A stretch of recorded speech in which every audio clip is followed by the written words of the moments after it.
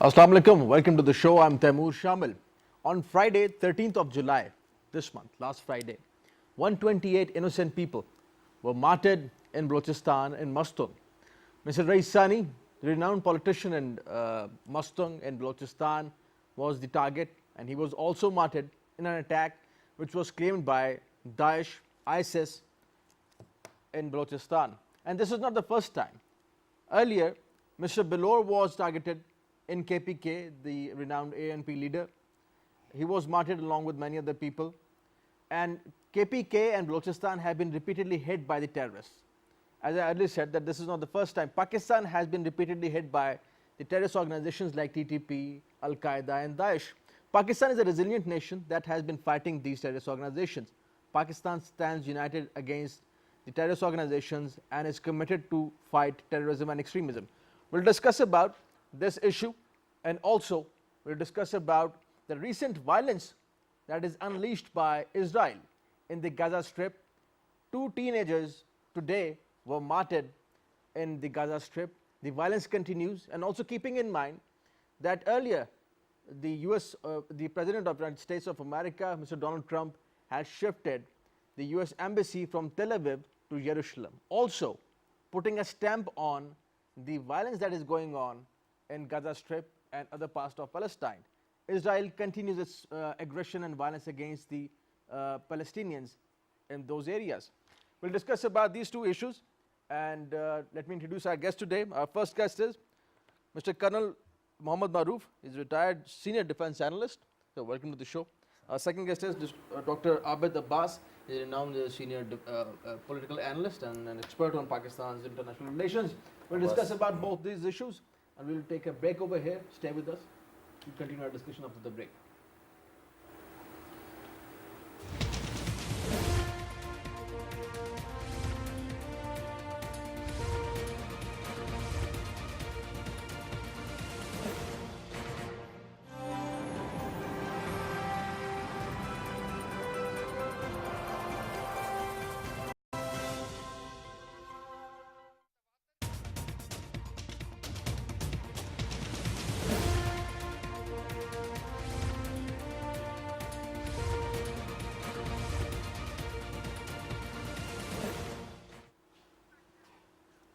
Welcome back. 128 people, along with Mr. Raisani, lost their lives. They were martyred in Balochistan and Mustang. Earlier, Mr. Bilor was martyred in an attack which was claimed by TTP in KPK in Peshawar specifically. These two attacks have something in common, and that is that these two terrorist organizations, TTP and Daesh, we know operate freely inside Afghanistan, and they have been attacking innocent people inside Pakistan. We'll discuss about the security situation in the country ahead of elections, which are going to take place on 25th of July. Colonel Maroof, talking about these attacks and the way innocent people are repeatedly targeted by these two terrorist organizations, how do you think that we can keep a check on TTP and Daesh? Many people are of the view that these sporadic attacks, they cannot basically harm our resolve to fight extremism and terrorism. How do you see it? Bismillahirrahmanirrahim. Thank you very much for inviting me in your program and to discuss very important issues, national issues. This is a long story, or we have a long background of this terrorism in Pakistan. And for last almost 2 to 3 years, the frequency of attacks and the terrorism has gone reduced to great level. And unfortunately, this type of environment, Pakistan is under international conspiracies, and these conspiracies are to destabilize Pakistan, and the progress which is taking place in this country, the political process, economy and social progress, or social stability. So there are many factors. Which are behind this. But I personally feel at this time frame, the terror wave that is coming up now, it is the first thing that it is to destabilize the political process. This is, I think, because as a nation, Pakistani now think that our survival, our stability is in political process or democracy.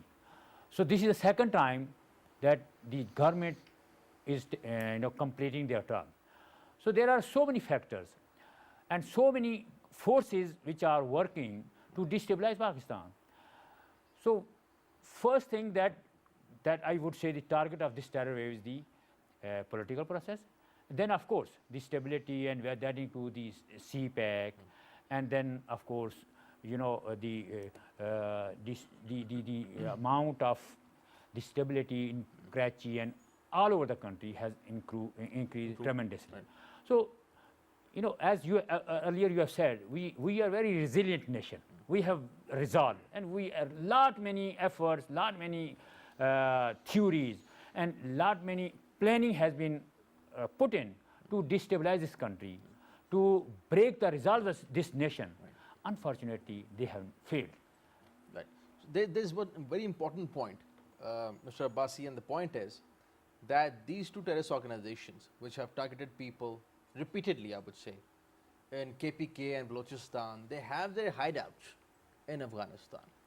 And Pakistan has brought up this issue with the Afghan authorities, with the international authorities over there, United States, NATO forces over there, that TTP, Daesh and Jamaatul Ahrar, they operate freely in Afghanistan, and they are targeting people over here in Pakistan. We have a long porous border with Afghanistan. What we can do is that we can fence the border, we can launch big military operations, but Afghanistan and the security forces over there, they have to reciprocate what Pakistan is doing. Combined, we can fight terrorism and extremism. Do you think that our friends across the border, they understand this point? Thank you very much.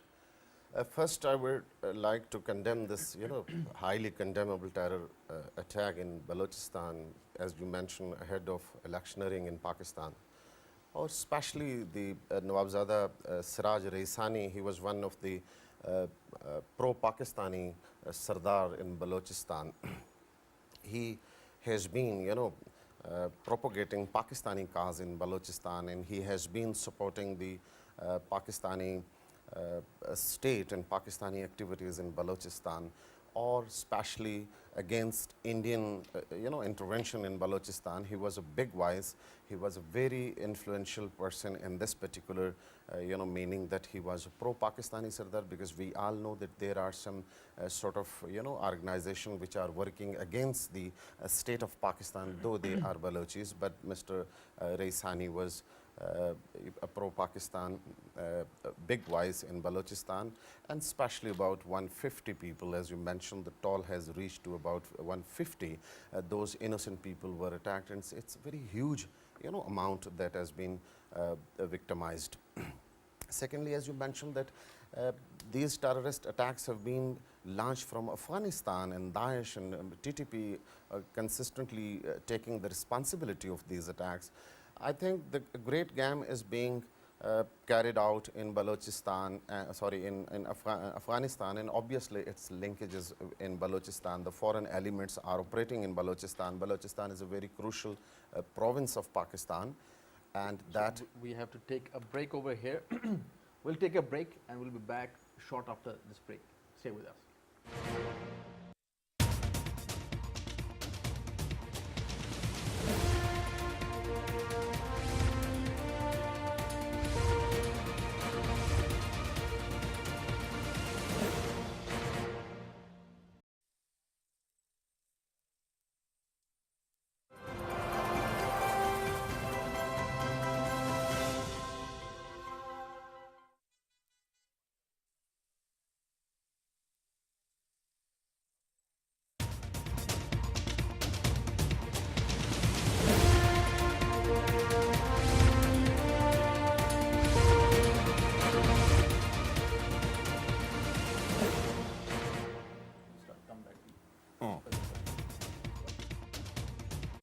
In the country ahead of polls, and experts are of the view that this is primarily to target the political process in Pakistan, but also keeping in mind that Daesh and TTP, both notorious terrorist organizations, have been repeatedly hitting innocent Pakistanis. Mr. Abassi, please continue with the point you were telling us about Balochistan and the dynamics. Okay. So in Balochistan, earlier I was mentioning that there is foreign invention consistently being the foreign intervention and great games have been played in Balochistan, and especially the terrorist acts taking place from across the the other side of the border from Afghanistan. Recently, the drone attack, the Molvi Fazlullah, who was man culprit behind many terrorist activities in Pakistan. He was shot dead in that drone attack. And people of Pakistan were thinking that now these organizations would retaliate. They would try to take the revenge. These are the one side of the story. But again, in Afghanistan, the great game is being played. The big powers, the big imperialist powers having their interest in Central Asia, in Balochistan and in the Middle East, as you might have seen that in Middle East, another great game is being played. The Daesh is also involved in activities in Jordan and in the Syria and other regional areas. So in Pakistan, when we are in the process of electioneering and just 10 days are left in the polls on 25th of July, these terrorist actions, these terrorist activities are very much alarming for the the decision makers in Pakistan, and we should take the notice seriously. And the second thing which I want to mention, that as I earlier mentioned, that Mr. Siraj Raisani was considered a very sound pro-Pakistan voice. Similarly, if we go to see the situation in KPK, the Balor family, the Bashir Balor, the very veteran politician and a very democratic, liberal voice in KPK, he was killed during the election campaign of 2013, and now his son was killed in the terrorist attack. And the ANP has been giving sacrifices. About 100 people of front line of the Awami National Party, they were martyred in the terrorist acts. And similar situation we faced in 2013 election when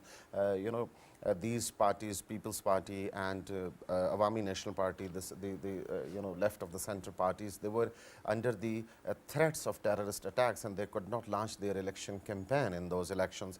Even if we go back into 2007, Benazir Bhutto Shaheed, she was martyred in an electioneering process, in an election campaign in Rawalpindi, and when she returned to Pakistan, obviously the same terrorist organization, when she came to Pakistan in a welcome reception which she received at Karachi, about 150 people were killed in that terrorist acts, that Karsaz, the incident known as Karsaz incident. So, if we try to correlate all these terrorist activities prior to the elections, just ahead to the elections in Pakistan, these are very much alarming when Pakistani people are going to decide their future fate for 5 years on 25th of July. And such massive terrorist attacks in KPK and in Balochistan, they are just leading our attention towards some other great game being played in the region. You mentioned earlier, just one sentence I wish to add, that in Afghanistan, United States having the control of the helm of affairs, if I would say. There are terrorist organizations working, and these issues have been raised by United States, that Taliban were acting in various parts of Afghanistan. But the main cause, the United States should take the notice of these sort of acts in Pakistan, because these acts are not being carried out in isolation in Pakistan. They would destabilize the whole region, the CPAC and the China. That's exactly the point, because how the region is looking at it, Maroof, that is very important. Daesh is the new phenomenon in Afghanistan. When US came in Afghanistan, they were there to fight Al-Qaeda. But over the years, in last 17 years, we have seen that Taliban gradually have been controlling more land in Afghanistan. TTP has sprouted up in Afghanistan. Daesh is the new phenomenon, as we are discussing. And Daesh increasingly is becoming a threat, not just for Pakistan, but for Afghanistan, Russia, China, Tajikistan, Iran. The whole region. Whole region. How do you see it? And how can we put an end to this menace of extremism and terrorism? The basic problem, if you look at the whole region, everybody has his own, all the stakeholders, they have their own interest. And basically, they are using the Daesh and TPP in their own interest. Iran, they are manipulating in their own ways. And main, you can say the actor is India. In Afghanistan, the main actor is India and then USA, United States. My point is,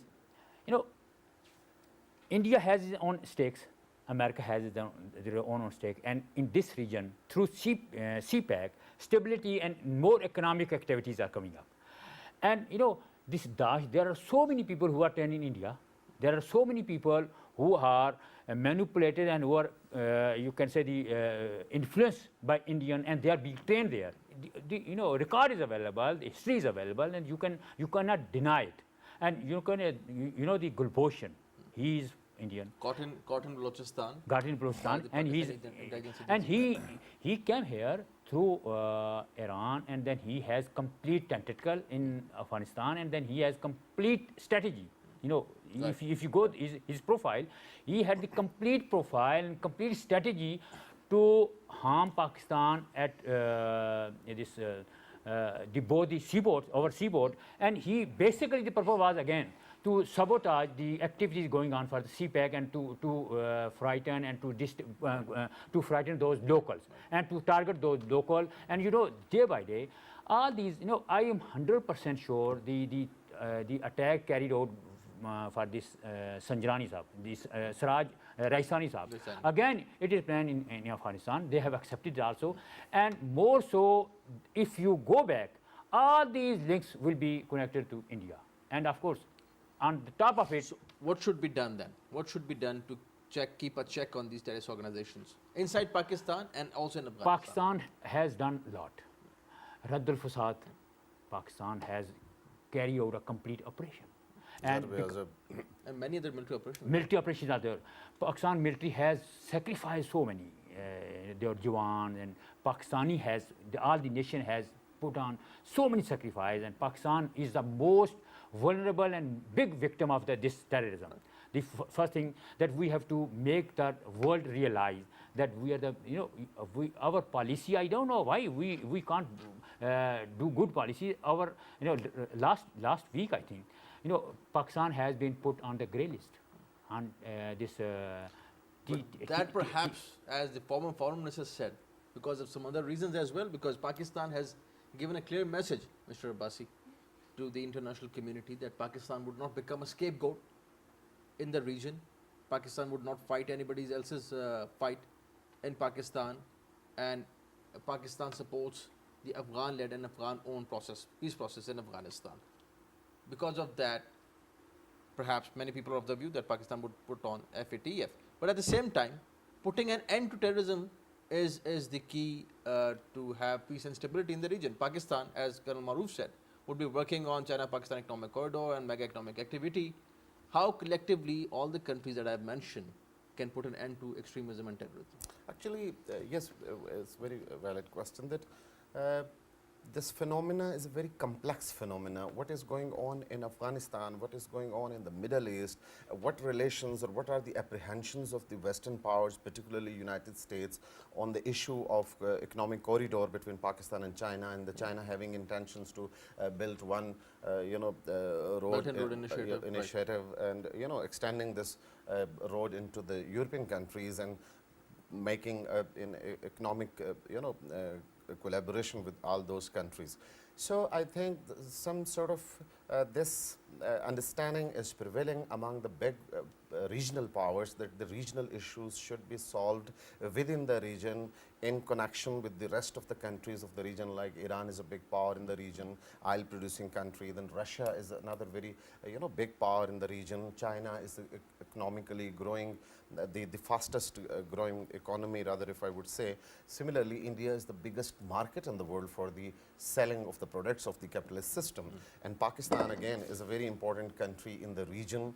Or if we take all these things into consideration, the regional forces should come up with their regional solution for the regional problems. I think the interferences of the big powers in the region in the past, if I would say that the capitalist and the socialist world were fighting their Cold War and then carried out their full-fledged war in Afghanistan, and due to the apathy of our own geography, we were part of that war, and we suffered, much more than any other countries of the region with Afghanistan.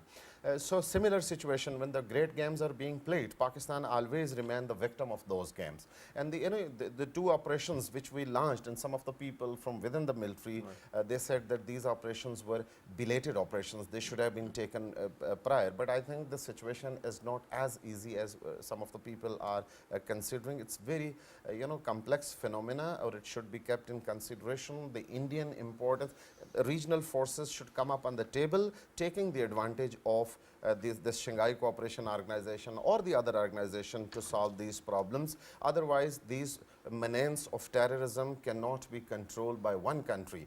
And secondly, the United States has consistently been, criticizing Pakistan for allegedly supporting some terrorist groups. That is actually, fake allegations by United States. I think they should more focus on Afghanistan, where these nurseries or sanctuaries or, the nurturing points or those organizations are lying. And United States should focus more to combat these sort of activities, not using them for their proxies in the region, especially in Pakistan and even in Middle East. I think this is the actual issue. The peace-loving people of the world should take the notice of this all situation, because in this all region, the proxies war of the big powers are being played. In fact, That let me put you up. In fact, at the moment, more are the policies, or more are the activities are taking place because of economy. And unfortunately, at this particular time, China and USA, United States, they are fighting economic war. Somehow or the other, the USA's interest is more toward the India, and we are aligned toward the Russia and China at the moment. And there is a block coming up. This block and this economic activities, which is one road, one belt, and the CPEC, it is the eye source for the USA and of course for the India also. So unless Pakistan has to play very cleverly at this particular time, because they cannot hit China, they will try to hit Pakistan by all means. So Pakistan has to. So you think Pakistan is the target? Pakistan is the target because Pakistan is weak country economically. And also, when United States and Mr. Donald Trump, they say that US is going to give India a larger role in Afghanistan. Yeah. That too is alarming for Pakistan. It is, because they have Pakistan already given. knows They the are already intentions given. US policy, Trump policy, which he has announced, in January somewhere. It was clearly mentioned in that policy that the India would be the regional player, and that was and this is not for the first time. Right after creation of Pakistan, when we were engaged in CETO and CENTO with United States, they made it sure that the American assistance, if there were some assistance, that should have not been used against India. And when Pakistan was fighting a war, India's aggression, Pakistan was defending itself.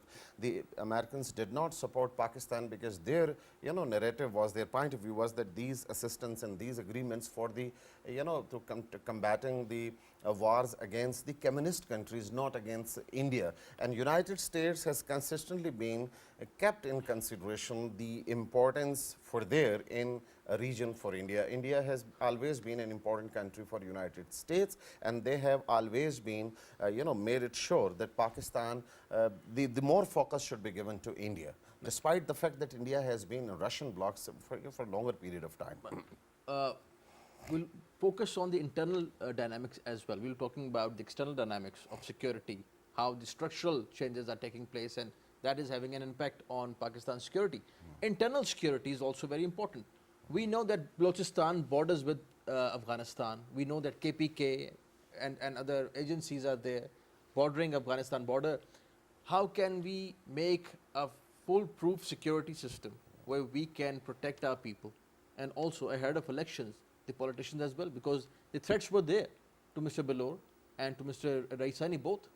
How can we ensure their security and the security of the people?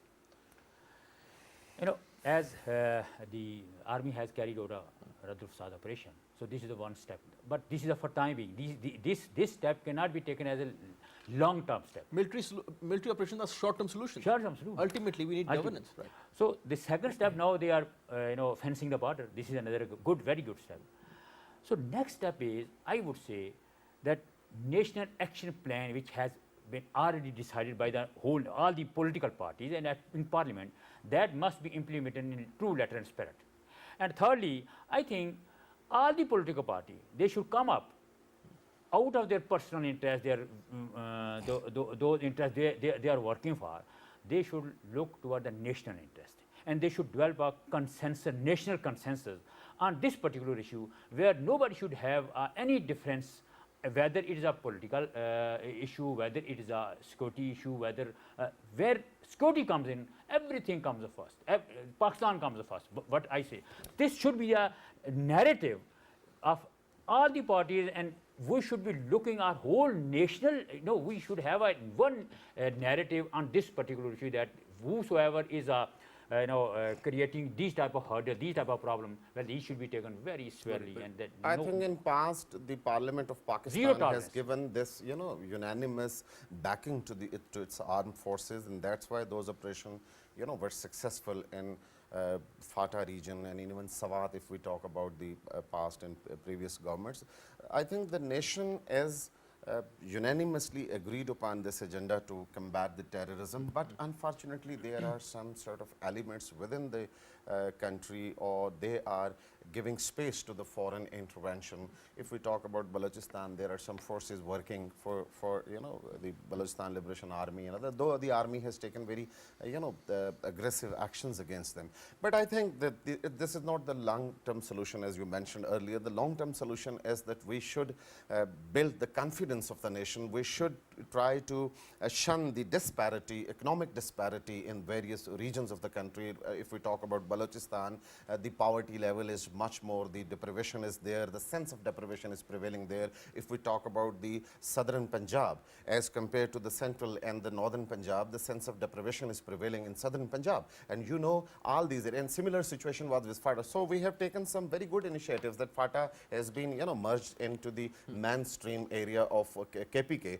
These are good steps, but I think these steps should be continued, and more steps should be taken to finish this sense of deprivation among the smaller segments of, the geographical smaller segments of our state. Like FATA should be given more confidence, more economic activities should carried on there, so the poor people and the, deprived, or the people under the sense of deprived, they should not be used by the foreign interventors or foreign intruders. Similarly, you people have noticed that the central Punjab and the northern Punjab, the situation is comparatively better. If we talk in terms of terrorist activities, the southern Punjab has always been supporting place for these terrorist activities in those areas. And again, the sense of deprivation prevailing in those areas. So this is the one act, that economic deprivation should not be felt among the smaller provinces, of the people of smaller provinces. We should take more actions to give the more resources to the deprived, the ever deprived provinces like Balochistan and like FATA and like other areas in Pakistan. I think this consistent efforts could only produce some positive results in so future. Both provincial and the federal government, they have to perform in the remote areas and on the peripheries of Pakistan. We have to move to our next topic, and we'll discuss Israel and the Israeli aggression in Gaza. But talking about the topic that we discussed just now, Pakistan is facing internal and external challenges. Pakistan is handling both. But at the same time, if Pakistan has launched mega and big military operations, Pakistan also expects its neighbors that they would reciprocate and take action against those terrorist organizations like TTP and Daesh that are operating inside Afghanistan. Internally, as our experts are of the view, we have to work on governance. The provincial governments and the federal government that will be coming in future, they have to perform and they have to focus on this. We'll take a break, and after the break, we'll discuss about the Israeli aggression in the Gaza Strip, and this continues. Many innocent Palestinians have lost their lives, and they're still fighting for their freedom, for their basic human rights. And we also see a consistent violation of human rights by the Israeli forces. After this break, stay with us.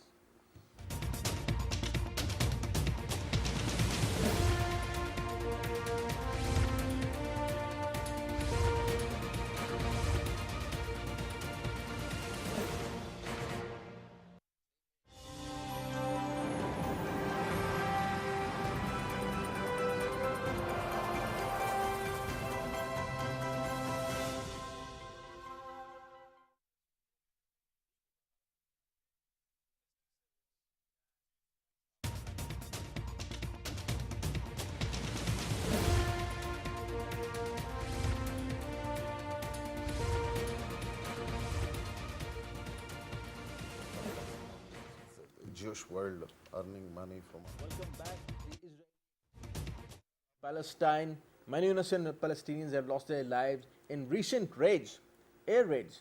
The Israeli forces and Israeli Air Force, they bombed many houses and buildings in Gaza Strip. And interestingly, the Israeli defense minister tweeted that he asked the Palestinians to vacate those places where Israel was going to bomb. And they didn't, and the Palestinians died. As simple as that. That's the take, and that is the stance of the Israeli defense minister. Colonel Maroof, Israel and Palestine, we see the Israeli aggression continues in Palestine. Many Palestinians have lost their lives, and this continues.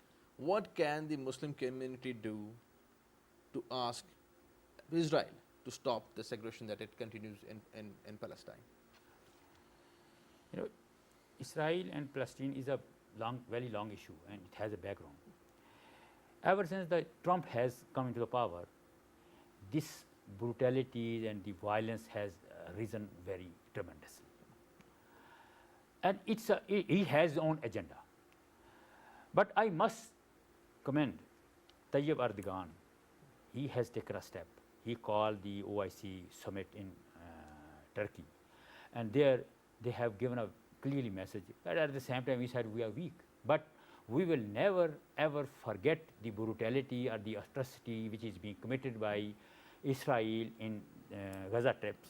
They will never forget it. And this can never be forgotten. Time will come when they will have to stop it, and they will be given an appropriate answer. At the moment, I think, you know, the Human Rights Commission, they have given a report on which, you know, they have highlighted all these type of atrocities and brutalities, and they have also highlighted the Kashmir where so many, India is committing the same type of brutality. Right. And unfortunately, look at the American, the Trump, he has vetoed, or he has taken his membership from a Human Rights Council. He says we are not going to participate in this. Abstain. So he's showing absentia. So he is going to such an extreme level that even European, they are not taking side with him. And he has taken another step, that he has broken the pact with the Iran, where the European are not taking side with him. So things are, you know, piling up. You know, different communities world over, they are taking side toward the Palestinian, and we can hope. And as you know, Erdogan, Tayyip Erdogan, he is taking steps. Similarly, I hope the other Muslim community, other Muslim countries should also come forward. But unfortunately, you know, this Saudi Arabia, King of Saudi Arabia, he is not, you know, taking active. It's very unfortunate. Most of the Muslim countries are being, you know, playing as the stooges of the United States and the big powers. They have not any potential to put pressure on Israel. The OIC, the gentleman has mentioned, that is totally, you know, an organization for nothing, having no potential to do anything positive for Palestinians. Because again, I would say these are part and parcel of the, you know, interest of the big imperialist powers, or their imperialist designs in the region.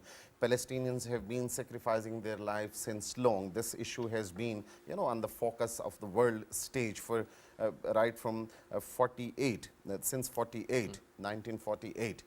Look, when the, you know, global powers having their interest, they launch you know, vigorous kind of operations. And then if we take into consideration the Iraq issue, the United States has not given you know, this right to launch an operation in Iraq, but the United States and its allied launched an operation and killed, you know, Saddam Hussein and put the whole country into fire. Similar actions they have taken in Afghanistan. But when it comes to their interest, if the war or if the operation is not you know, having compatibility with their imperial design, they do not take any action. And classical example of such kind of you know, the thinking is Palestine and Kashmir.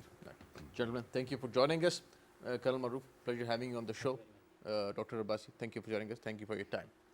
We discussed both Pakistan's internal security situation, the way 128 people were attacked and martyred in Mustang, earlier in KPK, and also Palestine and the Israeli aggression. Keeping in mind that we have something similar while Israel continues its aggression in Palestine, we see that India continues its aggression in Kashmir. Things are very similar. International community has to take into account of what is happening inside Palestine and in Kashmir. The biggest defenders of human rights, they have to see what these areas say about the violation of human rights. The biggest democracy in the world, India, violating the human rights, and also Israel violating the human rights in Palestine. Thank you for watching today's program. See you next time. Khuda Hafiz.